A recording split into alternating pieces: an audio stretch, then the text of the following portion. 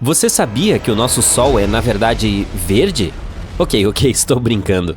Na realidade, ele é de todas as cores que você possa imaginar ao mesmo tempo. Espere, o quê? Sei que parece uma piada, mas estou falando sério. Não dá para perceber? De fato, nosso Sol contém absolutamente todas as ondas do espectro de luz. Ele é simultaneamente vermelho, azul, verde e amarelo. Você escolhe. De onde você acha que vem o arco-íris? Quando a luz do Sol é refletida pelas gotículas de água no ar, ela se divide em várias ondas coloridas que podemos ver individualmente. E quando elas estão todas juntas, vemos um raio de luz branca. Nossos olhos não conseguem perceber o conceito de todas as cores ao mesmo tempo, portanto, a combinação delas parece branca para nós. Espere, você pode dizer, por que branco? O Sol não é amarelo? Sim, ele também é amarelo, mas por favor não fique olhando para o Sol só para ter certeza. Ele parece branco quando o vemos da Estação Espacial Internacional. Essa é a cor real do Sol, como nossos olhos a percebem. O Sol adquire uma tonalidade amarela quando seus raios são dispersos na atmosfera da Terra. Nossa atmosfera não permite que os raios azuis do espectro passem facilmente. Mas e os vermelhos? Claro, por que não? Por sinal, é por isso que o céu parece azul para nós. A atmosfera espalha a cor azul por toda a parte. Durante o nascer e o pôr do sol, as ondas azuis curtas são refletidas, mas as vermelhas longas nos alcançam perfeitamente. É por isso que vemos o pôr do sol como rosa, laranja ou vermelho. Mas o que aconteceria se o sol tivesse uma cor diferente? Para responder a essa pergunta, vamos repetir rapidamente o que aprendemos. Primeiro, o Sol tem todo o espectro de cores em seu interior. Segundo, nossa atmosfera é do tipo raios azuis? Não. Raios vermelhos? A qualquer momento. Portanto, você provavelmente já adivinhou o que aconteceria se o Sol fosse, digamos, vermelho. O mundo inteiro ficaria parecido com o que acontece durante o pôr do Sol. Nada mal, né? Não precisaríamos nem esperar o anoitecer para admirar o céu escarlate. Água laranja e uma lua vermelha brilhante. Sim, seria mais escuro do que estamos acostumados, mas ainda assim nada mal. Por sinal, um dia o Sol realmente ficará vermelho. Quando sua vida chegar ao fim, ele se expandirá e gradualmente se transformará em uma gigante vermelha antes de finalmente se extinguir. Mas, isso não será muito divertido para nós, então vamos torcer para não estarmos por perto para ver esse momento. Eu sei que eu não estarei. Tenho uma festa para ir. Ok, e se o Sol fosse verde? Bom, a verdade é que o Sol é verde. Aqui está o seu diálogo. Espere, está brincando comigo? Você não acabou de dizer que ele é branco? Por sinal, muito bem em perguntar isso. Não exatamente, amigo. O Sol apenas parece branco, mas tecnicamente ele tem uma temperatura de cerca de 5.500 graus Celsius, e o comprimento de onda máximo do espectro do Sol corresponde à tonalidade verde-azulada. Mas para ter certeza de que o Sol é verde, precisamos abafar o restante do espectro visível. Assim, nossa atmosfera deixará passar uma cor verde pura. E o que acontecerá então? Bom, tudo será verde, e tudo também se tornará um pouco mais escuro. Convenhamos, não é fácil ser verde. Muito bem, vamos em frente. Agora vamos pintar o Sol de azul. Estrelas azuis de fato existem. Elas são chamadas de gigantes azuis. Felizmente, nosso Sol não é uma delas. Por que felizmente? Bom, porque se ela fosse uma gigante azul, seria uma estrela jovem, bonita, inimaginavelmente grande e muito, muito quente. Veja, nossa lógica vermelho é quente, azul é frio não se aplica às estrelas. As estrelas mais quentes são brancas e azuis, e as mais frias são amarelas e vermelhas. Sim, o nosso Sol é realmente muito frio, comparado a outras estrelas. Agora pegue a temperatura média de sua cidade e multiplique-a por centenas de milhares. Sim, estamos lutando contra o aquecimento global aqui, mas e as queimadas globais? Não, obrigado, gigantes azuis. De qualquer forma, vamos imaginar que o Sol ficasse azul. Como veríamos o mundo? Surpreendentemente, nada mudaria. Lembra que eu disse que a atmosfera dispersa a luz azul?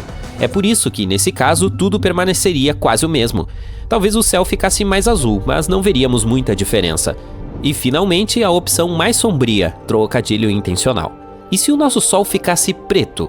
Faça um estoque de lâmpadas e velas, porque não haverá mais luz. As pessoas usam eletricidade em todo o mundo 24 horas por dia, 7 dias por semana. Também não podemos mais ver a Lua, afinal, só podemos observá-la hoje em dia porque os raios do Sol são refletidos nela. Agora, a única coisa que ainda temos para iluminar nossas noites são as estrelas. Mas elas não nos ajudam muito. Ainda bem que esse cenário é totalmente irreal e não existem estrelas negras, certo? Bom, sim, não existem estrelas negras. Ainda assim, o nosso Sol acabará se tornando completamente negro um dia. E não estou me referindo a um buraco negro, estou falando de anãs negras.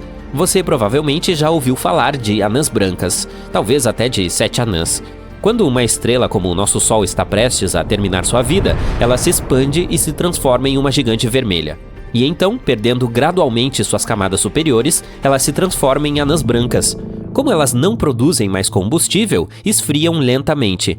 Tudo o que resta é um pequeno núcleo, vivendo sua vida e brilhando intensamente. E quando a estrela esfria completamente, certo, ela se transforma em uma anã negra. Mas você provavelmente nunca ouviu falar delas. Por quê? Porque, surpresa, elas não existem. E não, eu não estava mentindo. O fato é que uma estrela precisa de cerca de 1 quatrilhão de anos para se transformar em uma anã negra. E o nosso universo ainda é um bebê, tem apenas cerca de 14 bilhões de anos. Portanto, nenhuma estrela chegou a esse estágio ainda. Mesmo a mais antiga delas ainda emite um pouco de luz. É por isso que as estrelas negras são apenas uma teoria. E é improvável que algum dia vejamos uma estrela assim. Mas lembre-se do famoso ditado: as estrelas que vemos à noite já são fantasmas porque sua luz chegou até nós somente agora. Isso é um mito. Todas elas ainda estão vivas. Isso é um mito. Por que eu estou lhe contando tudo isso? Vamos imaginar que o nosso Sol se transformasse em uma anã negra. Todo o sistema solar ficaria imediatamente mergulhado na escuridão absoluta. Também seria terrivelmente frio. A Lua sairia de sua órbita e se chocaria com a Terra. Espere, não. Vamos ignorar esse momento e supor que ainda estamos vivos. Felizmente não congelaríamos instantaneamente, como você poderia pensar. O núcleo da Terra tem sua própria temperatura, mais de 5.000 graus Celsius. Mas as temperaturas na superfície do planeta ainda assim cairiam imediatamente para 0 grau. O núcleo esfriaria gradualmente. A cada 2 meses, sua temperatura cairia 2 vezes. Em apenas 2 meses, a temperatura da superfície da Terra seria de 123 graus negativos. E em um ano chegaria a 270 graus negativos. A maioria das plantas desapareceria rapidamente, não por causa do frio, mas por causa da falta de fotossíntese. Outras viveriam um pouco mais graças ao oxigênio que ainda restaria na atmosfera. E, curiosamente, as árvores sobreviveriam por muito tempo. Elas têm um metabolismo lento e obtêm açúcar do solo. A camada superior dos oceanos congelaria muito rapidamente. Felizmente, essa espessa crosta de gelo isolaria as águas profundas, de modo que o oceano inteiro não congelaria por algum tempo. As criaturas marinhas estariam se saindo muito bem. Elas já existiam muito antes de nós e já estão acostumadas a mudanças loucas de temperatura, a falta de oxigênio e de alimentos, a pressões enormes e a outras alegrias da vida no fundo do mar. E quanto a nós, humanos? Em primeiro lugar, começaríamos a ficar doentes. Sem a vitamina D, as pessoas enfrentariam um grande número de problemas de saúde diferentes. Além disso, nosso corpo precisa da luz solar para produzir melatonina. Essa melatonina nos ajuda a entender quando devemos ir para a cama e acordar. Se as pessoas não tivessem esse hormônio, seus corpos ficariam muito confusos e não entenderiam se precisavam dormir ou não. Isso significaria insônia para muitas pessoas, mas ainda assim conseguiríamos sobreviver.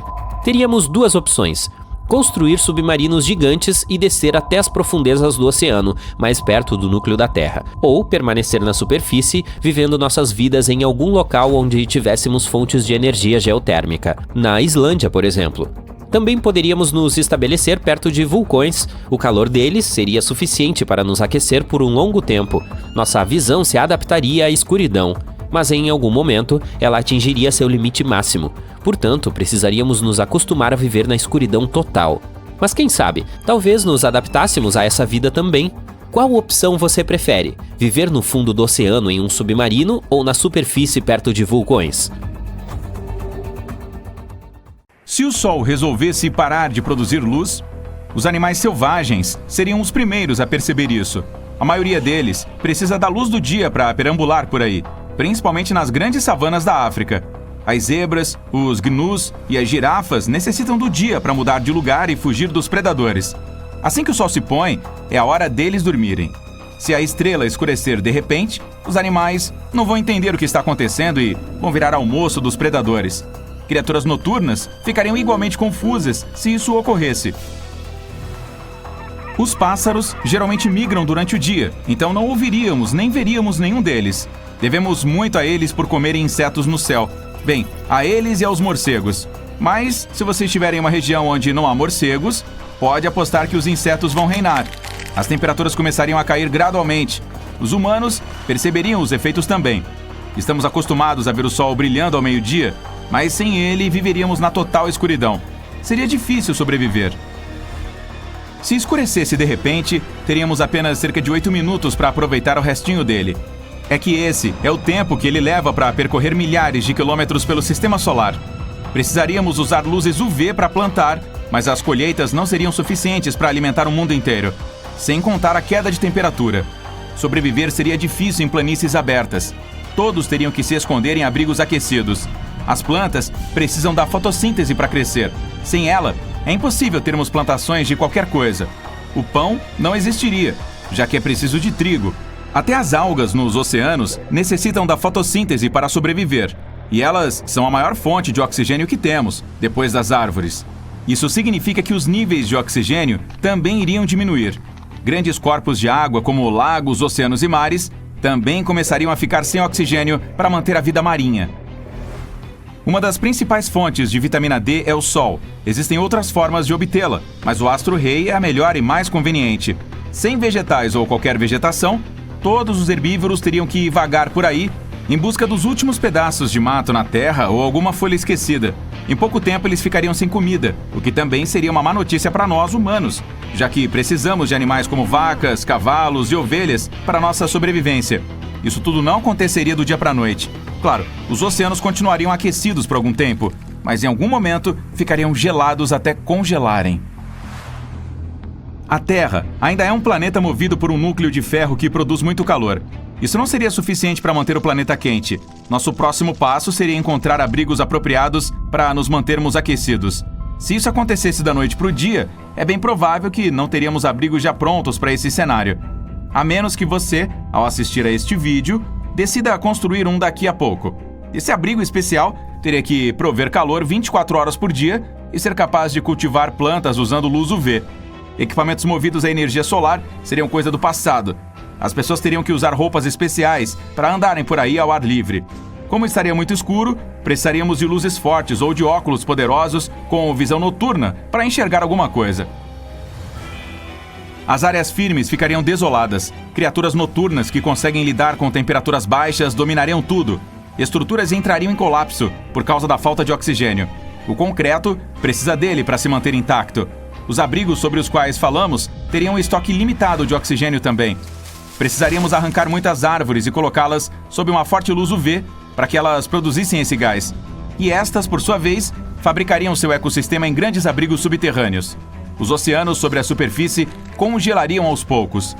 Extrair qualquer recurso natural do fundo do mar, como gás ou óleo, seria impossível. O grande objeto que antes era uma estrela brilhante e ensolarada ainda continuaria flutuando por aí. Mas e se o Sol desaparecesse de repente? Bem, praticamente a mesma coisa, só que muito pior. Ele é o maior objeto celeste do nosso sistema solar e o que mantém todos os planetas organizados. Eles orbitam ao redor da estrela, cuidando de sua própria vida. Sem algo grande assim para mantê-los estáveis, começariam a flutuar por aí aleatoriamente. Alguns poderiam até colidir nos outros. Em outros casos, dariam voltas e depois partiriam espaço afora até encontrar uma nova estrela para orbitar ao redor. A Terra poderia ou não ser um desses planetas. Ela ainda estaria escura e voaríamos pelo espaço a uma velocidade diferente. Além disso, não giraria ao redor de si mesma e muitos objetos bateriam em nós. Estaríamos no caminho de cometas enormes, só esperando para nos derrubar. O frio não seria mais uma ameaça, o nosso futuro é que seria. Isso significa que teríamos que cavar abrigos subterrâneos mais profundos. Não teríamos mais atmosfera para prender qualquer forma de calor ou algo do tipo. E flutuaríamos por uma eternidade. Mas vamos voltar para o cenário onde o Sol apenas escureceu. Não se preocupe, nosso planeta continuaria orbitando a estrela junto com os demais planetas. As temperaturas continuariam despencando até nada ser capaz de sobreviver sobre a superfície. A escuridão duraria dia e noite. Só as bactérias e possivelmente os tardígrados conseguiriam resistir a tudo isso. Os tardígrados são criaturas microscópicas que sobrevivem a praticamente qualquer coisa, até no espaço sideral. Em algum momento, o oxigênio seria extinto da superfície terrestre.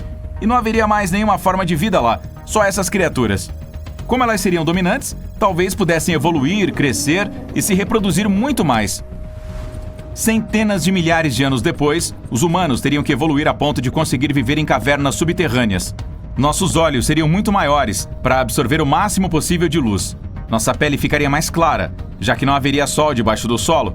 Nossa audição também ficaria muito mais sensível, já que o subterrâneo criaria ecos. Ainda teríamos o intelecto que temos hoje, mas nossos corpos estariam prontos para a superfície. A principal ameaça seriam os tardígrados gigantes se arrastando por toda parte.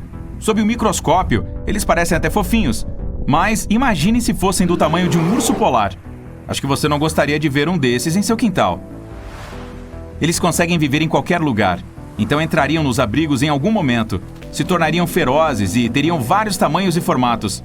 A essa altura, os humanos não seriam mais a espécie dominante, já que precisariam se esconder no subterrâneo. Alguns tardígrados de tribos diferentes não seriam simpáticos uns com os outros. Cidades grandes que costumavam ficar abarrotadas de gente seriam o lar desses animais, que são conhecidos como ursos d'água por parecerem um pouco com eles. Só que essas feras de 8 patas seriam muito maiores. Os ursos e a maioria dos animais seria extinta da superfície terrestre. Sob o gelo, algumas criaturas que vivem nas profundezas do mar iriam prosperar e se mudar para mais perto da superfície.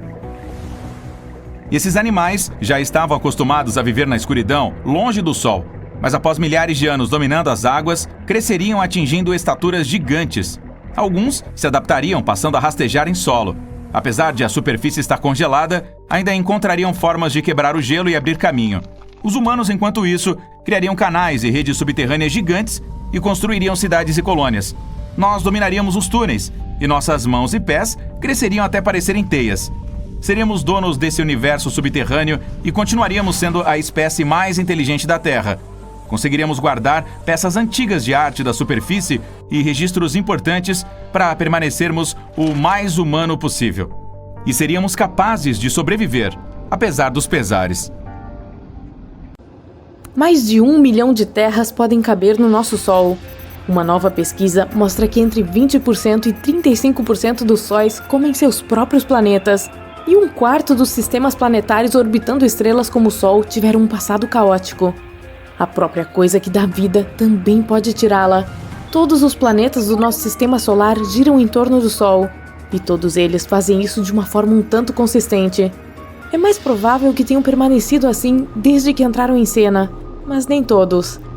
Essa existência caótica significa que um sistema solar tinha muitos planetas na ninhada, até que o Sol hospedeiro decidiu derretê-los.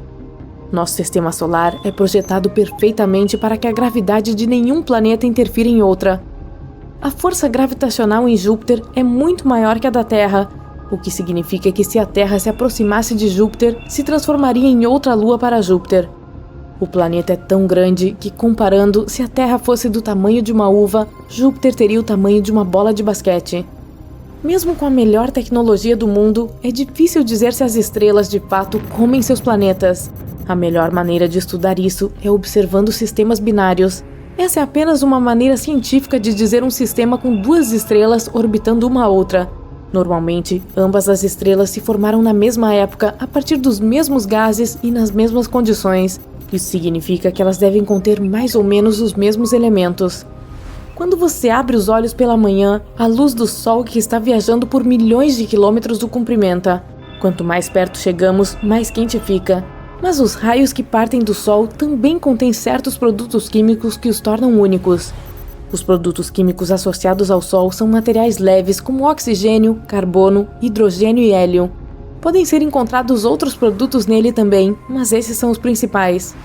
Ao estudar esses elementos, você pode aprender a história de um sistema solar com detalhes suficientes para determinar se ele foi caótico ou não. Os cientistas estudaram 107 sistemas binários compostos de sóis como o nosso, analisando a luz. Como cada sistema continha 2 sóis, eles os compararam e contrastaram para ver as diferenças. Eles observaram as estrelas com uma fina camada externa com elementos diferentes dos de sua companheira. Todos os sóis contêm elementos leves, mas há alguns que possuem elementos rochosos como ferro, silício e titânio próximos ao Sol. Esses elementos estão associados a terrenos acidentados que você encontraria na superfície, mas eles estão flutuando no meio do espaço. A camada externa mais fina é especialmente rica em ferro em comparação com as outras camadas. Muitas estrelas são gêmeas ao nascer, mas a maioria das estrelas da Via Láctea tem um amigo em um sistema binário. Isso significa que nosso Sol é único por não ter um parceiro. Mas existem algumas teorias que sugerem que o Sol pode ter perdido seu gêmeo no passado. Estaria a cerca de 184 anos-luz de distância e o chamam de HD 186302. Essa pode ser a nossa estrela da sorte. Um berçário estelar é onde nascem milhares de estrelas. Elas são feitas de gás e poeira, que gradualmente entram em colapso sob seu próprio peso. Nosso Sol pode ter começado dessa forma há 4,6 bilhões de anos. E quando elas estão maduras o suficiente, vão para o campo aberto, geralmente com seus companheiros de viagem. Na verdade, os cientistas afirmam que até 85% de todas as estrelas podem existir em pares binários ou ter mais amigos, mas mais de 50% são duplas. O único problema é que não podemos realmente vê-la, pois se desviou de sua órbita original há uma eternidade. Mas traços dela podem ser encontrados na nuvem de Oort. Esse é um vasto aglomerado de espaço que consiste em cometas, rochas espaciais e gelo nas bordas externas do alcance do nosso Sol. Eles flutuam bastante, pois estão longe da gravidade solar e podem ser facilmente retirados de sua órbita para o espaço aberto. Voar por tal espaço não é diferente de voar por qualquer vazio aleatório do espaço. A razão pela qual alguns desses elementos leves no espaço contêm elementos de rocha que você encontraria na superfície de um planeta é porque o Sol os tirou de sua órbita e os devorou à medida que se aproximavam. Isso também acontece quando uma estrela fica muito grande em seu lugar e começa a comer tudo ao seu redor. De acordo com os cientistas, se uma estrela come um planeta, pode torná-lo caótico e girar tão rapidamente que por fim ele se desfaz. Mas não se preocupe, há uma chance muito baixa de o Sol devorar um planeta em um futuro próximo. As estrelas se formam quando uma enorme nuvem de hidrogênio e hélio cresce até entrar em colapso sob seu próprio peso. A pressão aumenta e atinge níveis extremos de calor que nem conseguimos medir. Eventualmente, os átomos de hidrogênio perdem seus elétrons, fazendo com que o hidrogênio se funda e libere energia, contrariando o colapso da gravidade. Mas quando a força gravitacional supera a fusão do hidrogênio, a estrela começa a se expandir e se torna uma gigante vermelha. E então, depois de cerca de 1 bilhão de anos, o hidrogênio no núcleo externo vai embora, deixando uma grande quantidade de hélio nas proximidades, que se funde com o resto dos elementos ao redor. Quando todo o hélio desaparece, a gravidade encolhe a gigante vermelha, transformando-a em uma anã branca. E quando desaparece completamente, os restos da estrela liberam toneladas de gás e poeira para o espaço. Os cientistas afirmam que o nosso Sol tem entre 7 a 8 bilhões de anos restantes antes de atingir esse estágio. Mas mesmo que isso se torne realidade, não aconteceria da noite para o dia. Algo assim leva milhões de anos para acontecer. Mas e se o Sol decidisse nos devorar durante a noite enquanto conversamos? O planeta começaria a esquentar em segundos. Cada pequena mudança de grau levaria a eventos catastróficos. As geleiras poderiam derreter em questão de segundos e inundar as terras costeiras. Mesmo pequenas ilhas em áreas remotas do mundo ficariam submersas. E, à medida que o calor aumentasse, todas as áreas cobertas de neve derreteriam instantaneamente e se transformariam em climas desérticos. Alguns lugares queimariam e seus objetos do dia a dia derreteriam no local. O interior da Terra também ficaria mais quente, permitindo que erupções vulcânicas ocorressem em todo o mundo. A Antártica derreteria com o calor, assim como os vulcões entrariam em erupção. E em questão de minutos, o planeta inteiro se transformaria em fogo e cinzas antes de explodir em pequenos pedaços flutuando no espaço, alcançando áreas das quais nunca ouvimos falar. Mas não se preocupe, algo assim não vai acontecer de verdade. Caso o Sol interferisse na nossa rotação, os resultados seriam diferentes. Também esquentaria porque o campo magnético ao nosso redor nos protege da radiação solar. E uma vez que saíssemos do lugar, o campo magnético seria maculado e o calor extremo do Sol nos faria ferver. A força gravitacional seria instável, então a física da nossa vida cotidiana seria caótica. Teremos que esperar 5 bilhões de anos a partir de agora para o Sol se transformar em uma gigante vermelha. Ele vai crescer devorando Mercúrio e Vênus. Provavelmente, a Terra também estaria no menu. Se a Terra se movesse apenas 1,5 milhão de quilômetros em direção ao Sol, ela seria inabitável. Pode parecer muito, mas é apenas 4 vezes a distância entre a Lua e a Terra. Detectar a composição química dos raios solares em sistemas solares mais distantes pode ajudar os cientistas a encontrar outros planetas semelhantes à Terra. Como a atmosfera ao redor dessas estrelas devoradoras de planetas muda a composição química, podemos detectar quais sistemas solares lá fora tiveram um passado calmo. A principal coisa que devemos observar é se os planetas têm um ciclo orbital saudável. Com nada mais atrapalhando, podemos assumir que o planeta poderia seguir os mesmos passos que a Terra fez para os humanos estarem aqui. Mas esse processo demorará muito, pois existem milhões de estrelas próximas semelhantes ao nosso Sol. As chances de encontrar um planeta semelhante ao nosso são quase impossíveis nesse ritmo. Mas se for assim, então pode haver vida nesses planetas. Não haverá como saber se é vida inteligente, mas eles podem ter tido o mesmo destino evolutivo que nós. Betelgeuse, uma supergigante vermelha. Essa bola de plasma fervente é uma das maiores estrelas da nossa galáxia e uma das mais brilhantes. É cerca de 500 vezes maior que o Sol, mas está pulsando, aumentando e diminuindo. No seu auge, torna-se 800 vezes maior que o seu tamanho médio. Se ela fosse um balde, acomodaria cerca de 300 milhões de sóis, mesmo que seu peso seja apenas 17 vezes maior. E aqui, a cerca de 500 anos-luz de distância, está a Terra. Lançamos a nossa nave espacial mais rápida que a luz e partimos em nossa jornada para Betelgeuse. Alguns segundos e já viajamos 390 mil quilômetros. Agora estamos perto da Lua. São 9 viagens e meia ao redor da Terra. Um foguete espacial tradicional levaria 3 dias para chegar aqui. Estamos perto de Marte agora. O voo para o planeta vermelho geralmente leva cerca de 7 meses. Vários rovers estão trabalhando aqui agora. Assim como o primeiro drone voador, o Ingenuity. A superfície marciana é 3 vezes menor que a terrestre. O planeta também é 10 vezes mais leve. As pessoas esperam construir uma colônia humana aqui em breve. Pouco depois de lá, temos que nos esquivar constantemente das rochas espaciais. Este é o cinturão de asteroides. Contém detritos e objetos espaciais de diferentes tamanhos e formas. O maior deles é Ceres.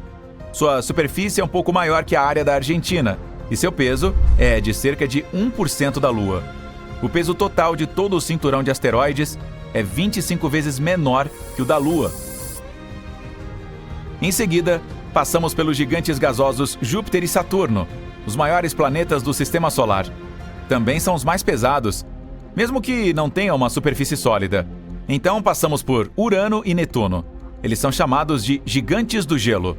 E bem no limite do Sistema Solar vemos Plutão, já considerado um planeta, mas agora nem está nessa lista. Depois disso, estamos a 7 bilhões de quilômetros de distância da nossa casa. A sonda espacial New Horizons levou cerca de 9 anos para chegar aqui. Aperte o cinto, estamos acelerando e passando pelo cinturão de Kuiper. Há muitos asteroides e blocos de gelo aqui. Esses são alguns dos materiais de construção mais antigos do nosso Sistema Solar. Bilhões de anos atrás, nosso mundo inteiro parecia uma nuvem desses asteroides. Estamos viajando pelo espaço escuro e alcançando o limite do Sistema Solar, a heliosfera. Todo esse tempo, estamos nos movendo com o vento solar, mas agora ele começa a desacelerar. Colide com o vento interestelar e esquenta. É chamado de choque de terminação. A sonda espacial Voyager 1 chegou a esse ponto em dezembro de 2004. Estamos nos mudando para a região onde a heliosfera termina e o espaço interestelar começa. Trata-se da heliopausa.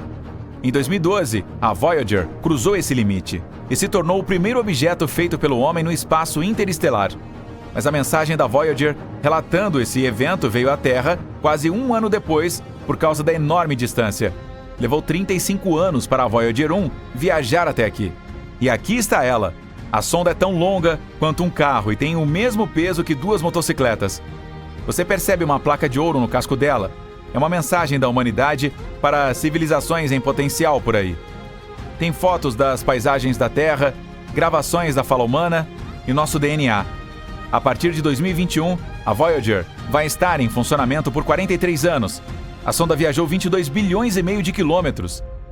Isso equivale a 152 distâncias Terra-Sol. E ainda está percorrendo o espaço a 61 mil quilômetros por hora. Ainda estamos nos aproximando da estrela mais próxima do nosso Sistema Solar. É a Próxima Centauri. Estamos tão longe de casa que até mesmo a luz precisa de mais de 4 anos para percorrer essa distância.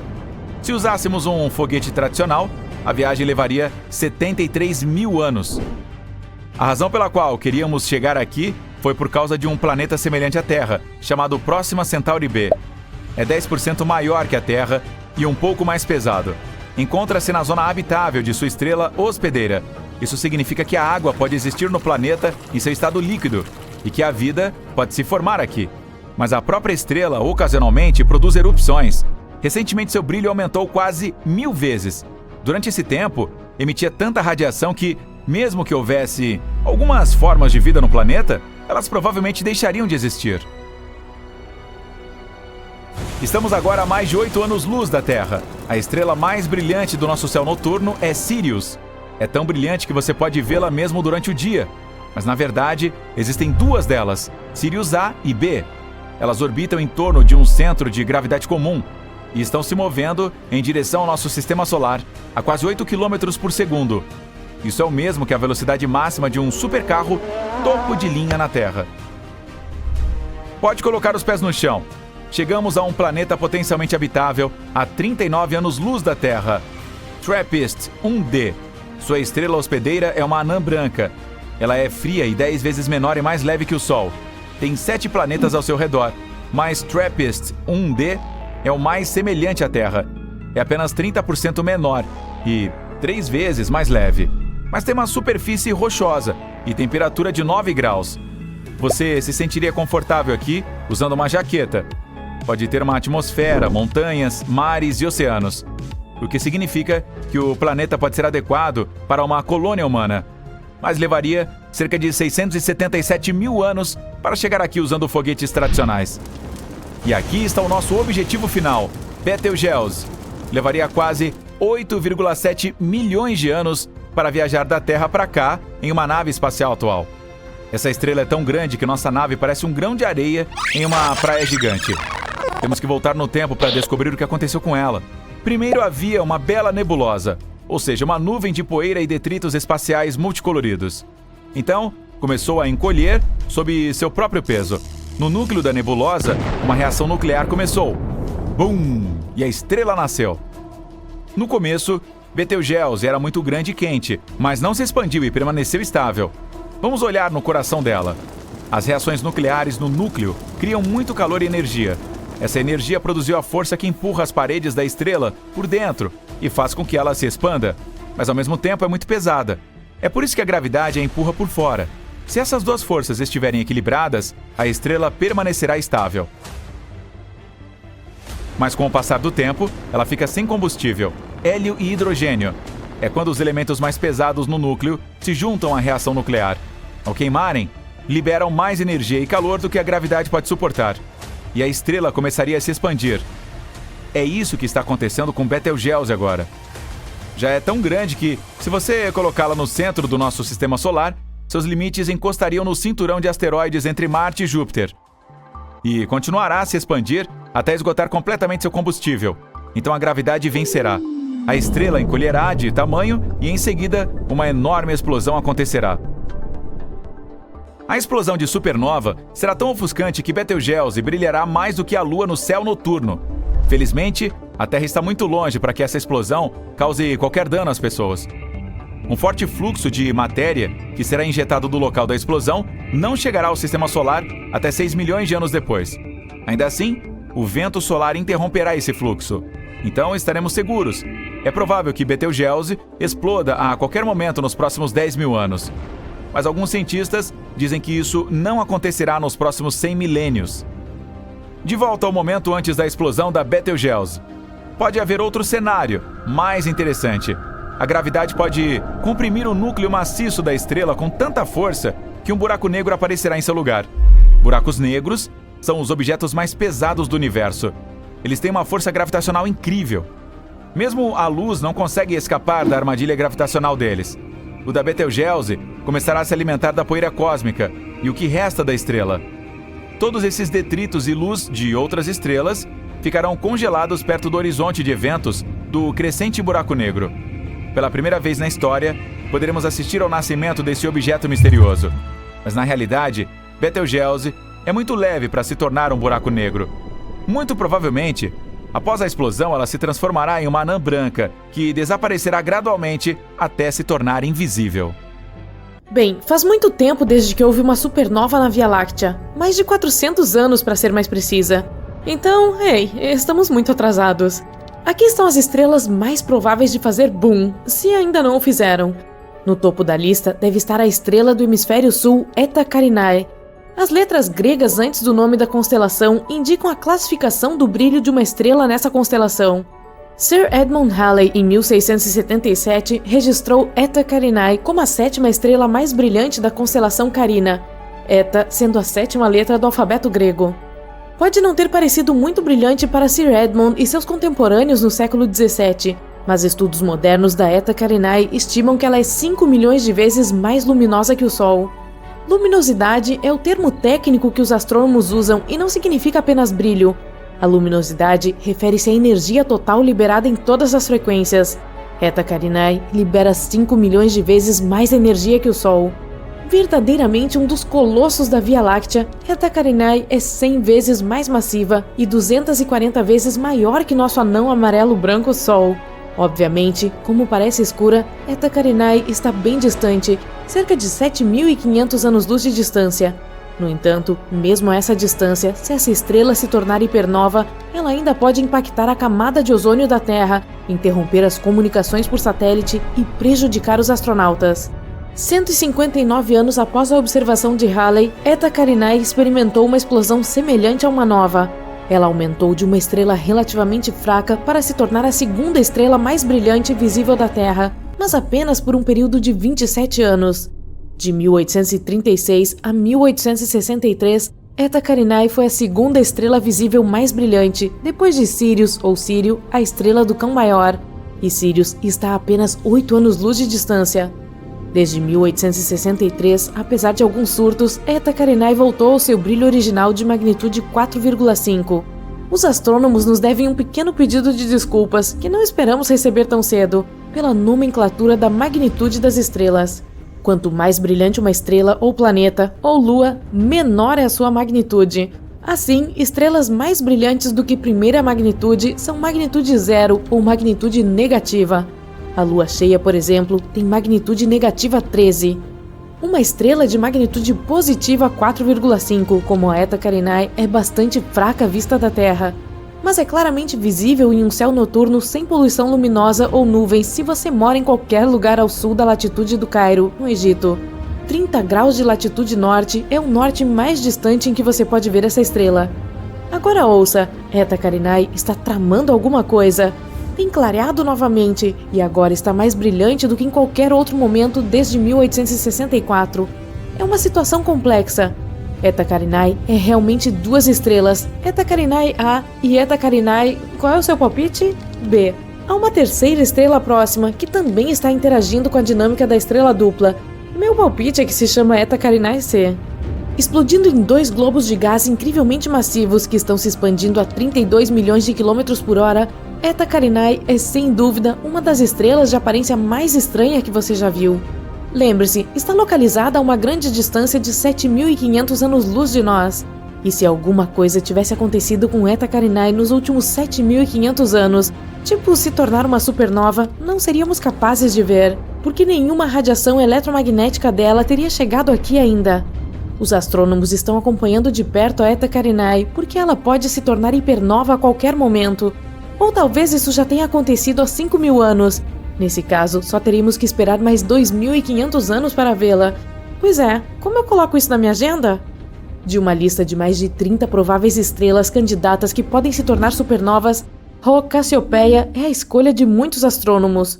Outra letra grega, Rho, é a 17ª letra do alfabeto grego. Isso significa que Rho Cassiopeia é uma estrela com a 17ª magnitude aparente mais brilhante na constelação de Cassiopeia. No entanto, Rho Cass, carinhosamente, é uma das apenas 7 estrelas hipergigantes amarelas conhecidas na Via Láctea. É mais um colosso. Para ser vista na magnitude 4,5 a uma distância de cerca de 10.000 anos-luz, Rho Cass deve ser uma estrela muito grande, uma hipergigante. Colocada onde o Sol está, ela abrangeria a órbita de Marte, mas ainda é amarela, não é uma estrela gigante vermelha. Vermelho indica uma temperatura de superfície mais fria. Rho Cass, por maior que seja, ainda é tão quente em sua superfície quanto o nosso Sol, ou até um pouco mais quente. Isso só pode significar duas coisas. No fundo de seu núcleo, Hawkeye está fundindo átomos muito mais pesados que hidrogênio ou hélio. Além disso, a estrela está produzindo muito mais energia do que uma gigante vermelha. No ano 2000, Hawkeye entrou em erupção maciça. Ela brilhou em 2 ordens de magnitude ao ejetar 10.000 vezes a massa da Terra no espaço a 4 vezes a velocidade do som. Os astrônomos detectaram a marca de óxido de titânio nessa erupção. Isso significa que Hawkeye está muito perto de se tornar uma supernova, ou, neste caso em particular, hipernova, do que costumavam supor. O ferro está apenas alguns passos acima do titânio na tabela periódica, e quando o ferro se forma, a fusão para e uma estrela entra em colapso. Hawkeye está muito perto disso, ou, mais corretamente, estava muito perto, porque a erupção que vimos no ano 2000 aconteceu realmente 10.000 anos antes. Muitos astrônomos pensam que Hawkeye já se tornou hipernova, formou um buraco negro e nem existe mais. Enquanto isso, Betelgeuse chamou a atenção de todos, não muito tempo atrás. A estrela, não o filme. Ela escureceu drasticamente, aparecendo apenas 37% mais brilhante do que normalmente é. Está se preparando para se tornar uma supernova? Betelgeuse é de longe a estrela mais brilhante de todo o céu, em luz infravermelha. Esse é um fato importante, porque se relaciona com o status de Betelgeuse como candidata à supernova, como veremos em breve. Betelgeuse também é chamada de Alpha Orionis, outra designação de letra grega.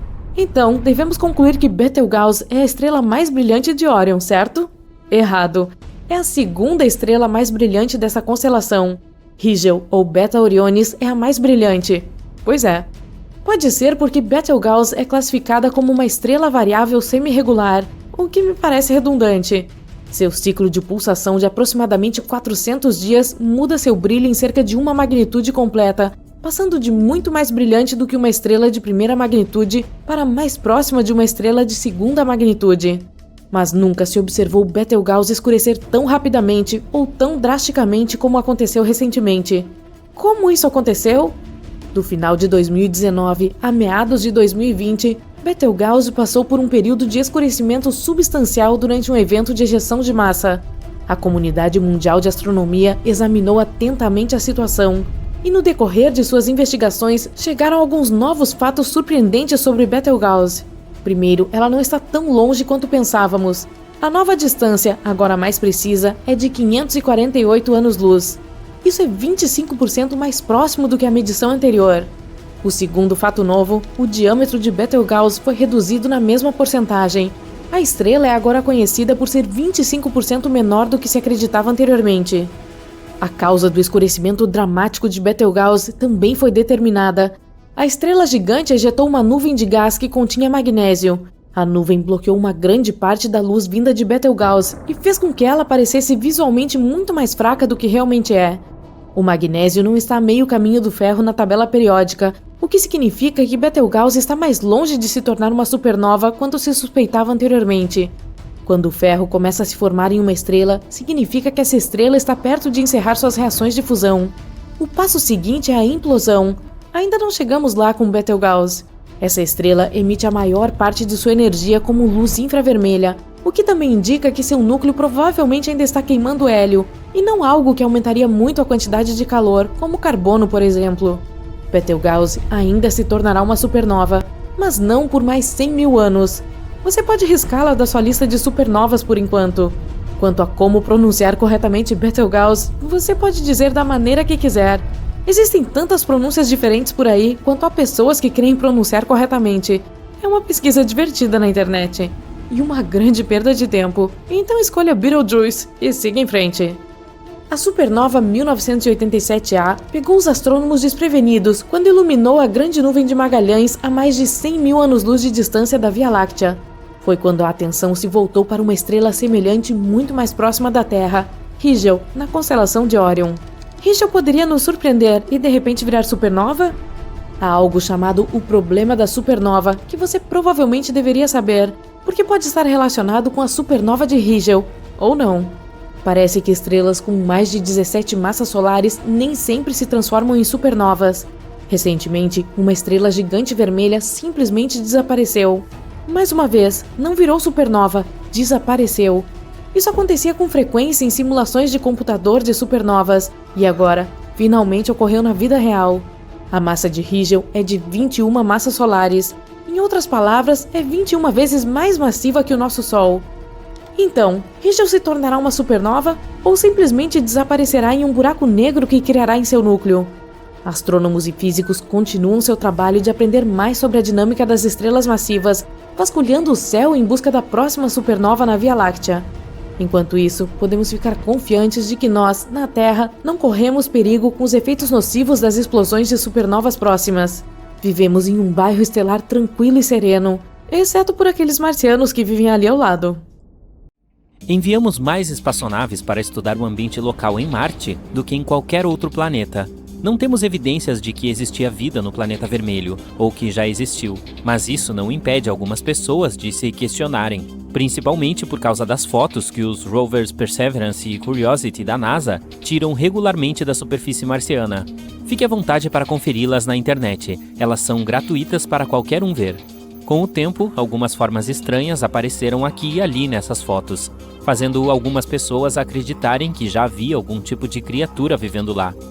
Em 2008, um dos rovers tirou uma foto de uma rocha que se parecia muito com uma figura feminina. Outras fotos pareciam mostrar figuras em forma de animais, utensílios ou outros objetos que temos na Terra. Novamente, há pouca ou nenhuma prova dessa teoria, pois as rochas podem ser de todos os tipos de formas e tamanhos. Mas se você olhar para as fotos, isso faz você pensar. Muitas pessoas na comunidade científica veem Marte como um lugar melhor para colonizações de longo prazo, embora nossa Lua esteja mais próxima. Em primeiro lugar, porque acredita-se que de fato exista água em Marte. Ela está simplesmente presa em lagos subterrâneos congelados. O solo não parece ser rico em nutrientes e pode conter algumas substâncias químicas nocivas. Além disso, o planeta vermelho tem a atração gravitacional equivalente a apenas 38% à presente na Terra. Então é fácil carregar objetos pesados aqui. Na nossa Lua, para a comparação, a força gravitacional é apenas cerca de 16,6% da encontrada na Terra. Já temos aqui no nosso planeta pessoas estudando como poderíamos viver em Marte. É porque certas regiões terrestres se aproximam das condições mais severas de Marte. A ilha Devon, por exemplo, é a maior ilha desabitada do nosso planeta, localizada no arquipélago ártico canadense. É fácil entender porque é difícil viver ali. O solo fica congelado o ano todo. A parte oriental da ilha é coberta por uma espessa calota de gelo durante o ano inteiro. Seus verões duram menos de 50 dias e não são tão quentes. Poucas plantas podem crescer nesse local, então nenhum animal consegue se adaptar para prosperar e se multiplicar. Assim, o projeto Hot on Mars começou ali em 1997 para oferecer aos astronautas oportunidades únicas de estudo. Existem na ilha poucas opções em termos de logística e transporte, e a comunicação com quem mora fora da ilha também é um pouco mais difícil. Tudo por causa da temperatura e do solo estéril. Pense nisso, se conseguirmos encontrar soluções para viver nesse local, talvez consigamos fazê-lo em Marte também. Independentemente do nosso treinamento local, as condições em Marte são atualmente inóspitas, pois é muito frio lá. Em média, a temperatura é de cerca de menos 63 graus Celsius. Mesmo durante o verão, nunca é mais quente do que 30 graus Celsius. E ainda por cima, a atmosfera do planeta é composta de 95,3% de dióxido de carbono. Então, literalmente, não poderíamos respirar lá sem equipamentos especiais. Marte também não tem um campo magnético em sua superfície, por isso é atacado pela radiação do Sol. Por causa das variações de temperatura, Marte costuma passar por poderosas tempestades de poeira, que podem cercar todo o planeta. Tecnicamente, essas tempestades não podem nos prejudicar fisicamente, mas a poeira pode obstruir componentes eletrônicos e deixar instáveis os instrumentos movidos à energia solar. Sabemos agora que a vida como a conhecemos é impossível em Marte. Mas ela já existiu lá? Esta é uma questão há muito debatida pelos cientistas, desde que as investigações da NASA determinaram que algumas partes de Marte eram habitáveis em algum momento. Não sabemos por quanto tempo ou há quantos anos, e só porque algo poderia ter vivido lá não significa que realmente tenha vivido. Outras fotos recentes de Marte mostraram um pôr do sol nublado.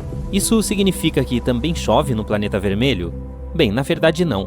Para começar, no nosso planeta, as nuvens são vapores de água, e quando começa a chover, a água atinge a superfície da Terra na forma líquida. Este processo não é o mesmo em Marte. Surpreendentemente, há mais águas nas nuvens marcianas, mas elas são feitas de água congelada. Pense nelas como uma fina névoa congelada. Combinado com a atmosfera rarefeita e as temperaturas frias, isso evita que as nuvens desçam até a superfície. O pôr do sol também é diferente no planeta vermelho.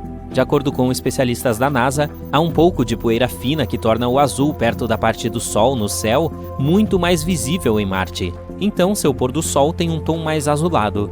Parecido com a Terra, Marte também está inclinado em seu eixo, o que significa que também possui estações. Como o hemisfério sul está direcionado para longe do Sol quando o planeta vermelho está mais distante dele, seus invernos são muito mais frios e os verões muito mais quentes. Os calendários também funcionam de maneira diferente por lá. Um ano dura cerca de 1,88 ano terrestre. Um dia é um pouco mais de 24 horas. Mesmo que nos mudássemos para Marte, ainda teríamos que nos comunicar com a nossa Terra. Seria um pouco difícil de fazer isso, uma vez que uma mensagem enviada de volta para casa levaria cerca de 15 minutos para chegar ao seu destino. Não é tão ruim considerando toda a distância, mas tornaria as videochamadas meio irritantes. Por mais difícil que seja morar lá por enquanto, há muita coisa para se ver. Alguns cientistas acreditam que se colonizássemos completamente Marte, diversos locais logo seriam declarados como parques nacionais, como a área ao redor do Monte Olimpo, que é o maior vulcão conhecido do Sistema Solar, estendendo-se por 25 quilômetros. Valles Marineris seria outro local legal, sendo um enorme complexo de vales com uma distância como a de Los Angeles a Nova York. Marte também tem algumas calotas polares frias, que às vezes têm queda de neve e de gelo seco. Saturno e Urano são planetas únicos no nosso Sistema Solar por causa de seus anéis. Marte pode até não ter um agora, mas pode receber um anel próprio no futuro. Não fique muito animado. Estima-se que isso pode levar dezenas de milhões de anos. A maior lua de Marte, chamada Phobos, será dilacerada em algum momento. Os detritos resultantes se acomodarão em um anel rochoso ao redor de Marte, parecido com os de Saturno e Urano. Falando em luas, Marte tem duas delas que conhecemos. Além de Phobos, há também mais uma chamada Deimos. Ambas foram descobertas por um astrônomo americano chamado Asaph Hall em 1877. O cientista havia quase desistido de sua busca pelas luas de Marte, mas felizmente ele foi instigado a continuar o projeto. Na noite seguinte, deu de cara com Deimos. 6 dias depois dessa descoberta inicial, Hall encontrou Phobos. Esses dois objetos espaciais podem ser de fato asteroides, capturados pela gravidade de Marte. Outra teoria sugere que eles se formaram em órbita ao redor de Marte mais ou menos na mesma época em que o planeta surgiu. O fato de Marte ter uma gravidade muito fraca também pode ser a razão desse evento fascinante. O planeta vermelho foi atingido por grandes asteroides há muitos anos, assim como a nossa Terra. Muitos dos detritos resultantes dessas colisões certamente voltaram à superfície, mas alguns foram ejetados de volta ao espaço, pois a gravidade de Marte não era forte o suficiente para puxá-los de volta. Eles fizeram uma jornada e tanto, alguns até acabaram na Terra. Esses pedaços de Marte também nos ajudaram a entender as características únicas do planeta. Continuamos a enviar robôs para o planeta vermelho com sucesso nas últimas décadas, mas ainda é bastante difícil imaginar que as pessoas logo pousarão lá. Mesmo considerando a atual tecnologia de foguetes, a viagem levaria 6 meses. E esse é um cenário otimista, visto que tudo teria que correr bem a bordo. Após o pouso, os humanos seriam expostos à radiação do espaço profundo e à microgravidade. Ambos têm sérios efeitos no corpo humano, que ainda não descobrimos como neutralizar. Por isso, pesquisas sobre os efeitos de longo prazo da microgravidade são realizadas continuamente na Estação Espacial Internacional. Nuvens de fogo e fumaça surgem e o foguete é lançado. O Delta IV Heavy é um dos foguetes mais poderosos já existentes. 3 motores enormes queimam toneladas de combustível, ajudando a nave espacial a ganhar altitude. Os 2 auxiliares laterais desencaixam, deixando o núcleo comum do auxiliar para a subida adicional.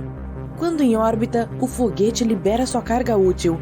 Essa é a sonda Parker Solar, a primeira nave espacial a tocar o Sol. E seguiremos sua jornada passo a passo. A sonda foi lançada em 12 de agosto de 2018 e começou sua jornada em direção à nossa estrela. O Sol está a 150 milhões de quilômetros de distância da Terra. Isso é 390 vezes a distância Terra-Lua e 36 mil vezes a largura dos Estados Unidos de costa a costa. As partículas de luz que o Sol emite precisam de 8 minutos para percorrer essa distância. Para nossos foguetes convencionais, essa viagem levaria mais de 200 dias, mas a Parker Solar cobriu mais rápido usando manobras gravitacionais. No caminho da Terra para o Sol, a sonda circulou em torno do nosso vizinho Vênus. Tudo o que tinha que fazer era entrar no campo gravitacional do planeta e se deixar ser atraída. Nesse ponto, nossa sonda espacial recebeu um impulso extra, sem precisar desperdiçar nenhum combustível. Depois de fazer uma órbita, os motores da sonda espacial mudaram a trajetória e a sonda deixou a órbita de Vênus com aceleração suficiente para viajar para o Sol. E, em 5 de novembro de 2018, a sonda Parker Solar fez sua primeira aproximação ao Sol. Antes de tocar sua superfície, a nave espacial teve que entrar na órbita da estrela. Para conseguir isso, fez mais manobras gravitacionais. Somente depois disso é que ela começou a circular pelo Sol, o objeto mais pesado do sistema solar e com a gravidade mais poderosa. Então, isso dará à sonda uma quantidade incrível de aceleração a cada sobrevoo. A Parker Solar estava constantemente se movendo entre dois pontos. Eles eram o periélio e afélio. Olha, aqui está o Sol, e aqui está a órbita da sonda em forma de elipse. O ponto mais próximo do Sol é o periélio. O Sol estava puxando a sonda para lá a uma velocidade incrível. Neste ponto, a sonda começou a se afastar da estrela. Ainda tinha muita velocidade e energia, mas estava lutando contra a força gravitacional da estrela, e então, gradualmente diminuiu. O ponto em que a sonda perdeu toda a sua aceleração é chamado de afélio. A força gravitacional da estrela venceu, e a sonda começou a se mover de volta em direção ao Sol, ganhando velocidade novamente. A sonda fez várias voltas seguindo uma órbita estável, mas depois sua órbita se cruzou com a de Vênus novamente. Outra manobra gravitacional. Depois disso, a trajetória da Parker Solar mudou ligeiramente e ganhou mais velocidade. O ponto periélio de sua órbita estava agora mais próximo do Sol. A sonda fez várias outras voltas seguindo essa nova órbita, e então novamente se aproximou de Vênus, outra abordagem ao Sol. Cada encontro com Vênus corrigia a trajetória da sonda e reduzia gradualmente sua distância da nossa estrela. Em abril de 2021, a sonda Parker Solar finalmente chegou tão perto do Sol que tocou a sua coroa. Embora a distância real entre a sonda e o Sol fosse de 8,5 milhões de quilômetros, isso ainda conta como um toque. Vamos olhar para a estrutura da nossa estrela cortando ao meio. Este é o núcleo do Sol. É cerca de 1/4 da sua largura. Esse núcleo é 150 vezes mais denso que a água. Devido à pressão intensa e alta temperatura, reações nucleares ocorrem por lá. O hidrogênio é convertido em hélio, emitindo uma quantidade incrível de calor e radiação. A camada seguinte é a zona de radiação. É aqui que o calor é transferido do núcleo para as próximas camadas. Mas os fótons aqui não se movem na direção externa. Eles podem ser direcionados para qualquer lugar e irradiados novamente muitas vezes. Os cientistas acreditam que o tempo médio que um fóton de luz leva para viajar do núcleo para a camada seguinte do Sol é de cerca de 10.000 a 170.000 anos. Depois tem a zona de convecção. Esta é aqui a considerada a superfície do Sol. Mas não é uma superfície sólida, é um oceano de plasma quente. Parece um favo de mel. Isso porque o plasma aquecido sobe das camadas inferiores, criando algo como mini geysers. E enquanto ainda está quente no meio desses geysers, suas bordas esfriam, criando um padrão incrível na superfície do Sol. As próximas camadas são a atmosfera solar. Primeiro, a fotosfera. Essa é a camada que emite luz. E é exatamente isso que você vê quando olha para o Sol. Mas cuidado, não faça isso. Você precisa de equipamentos especiais para olhar diretamente para a nossa estrela. A fotosfera tem até 400 quilômetros de espessura. Trata-se da altura em que a Estação Espacial Internacional se move acima da Terra. Então, tem a cromosfera, ou esfera de cor.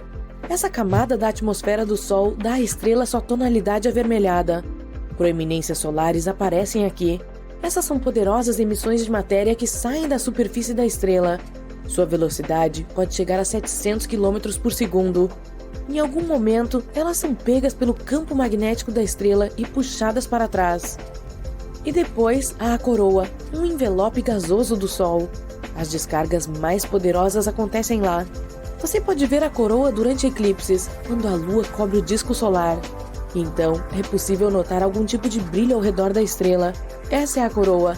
Estende-se por milhões de quilômetros ao redor do Sol, e a sonda Parker Solar tocou precisamente essa área.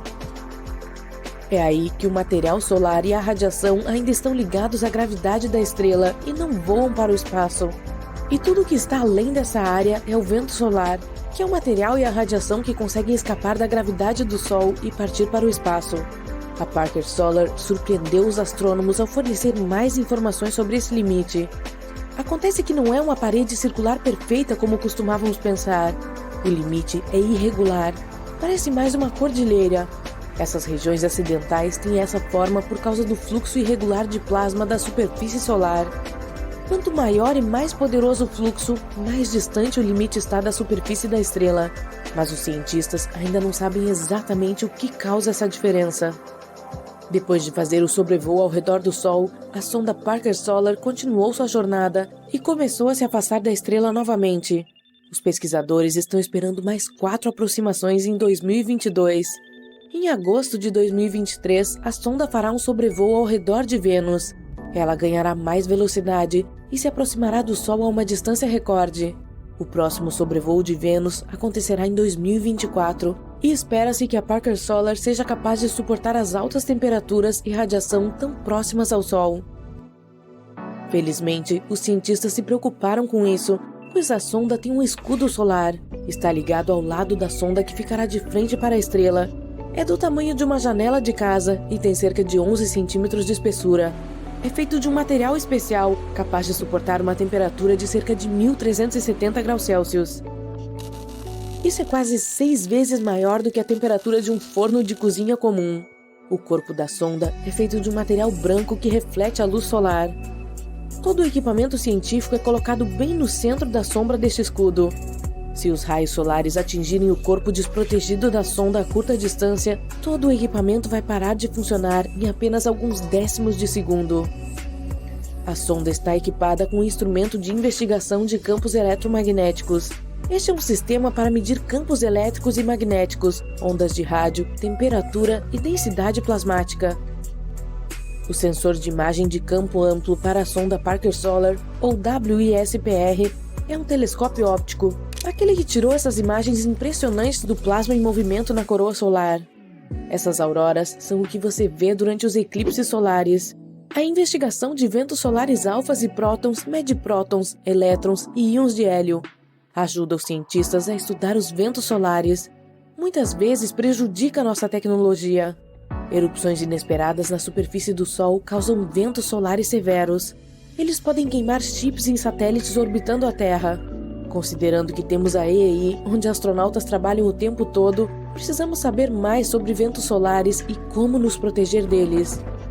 Conforme a Parker Solar continua sua pesquisa, ela já estabeleceu vários recordes mundiais. É o objeto feito pelo homem mais próximo do Sol. É também o detentor do recorde de velocidade. Durante sua última aproximação ao Sol, a sonda atingiu uma velocidade de 162 km por segundo. Isso significa que poderia cobrir a distância de Nova York a Los Angeles em apenas 24 segundos, e uma viagem ao redor da Terra levaria cerca de 4 minutos. Uma viagem à Lua em tal nave espacial levaria apenas 40 minutos. Em 2025, a Parker Solar chegará mais próxima do Sol, atingindo uma velocidade de cerca de 690 mil km por hora. Mas mesmo essa velocidade é de apenas 0,064% da velocidade da luz.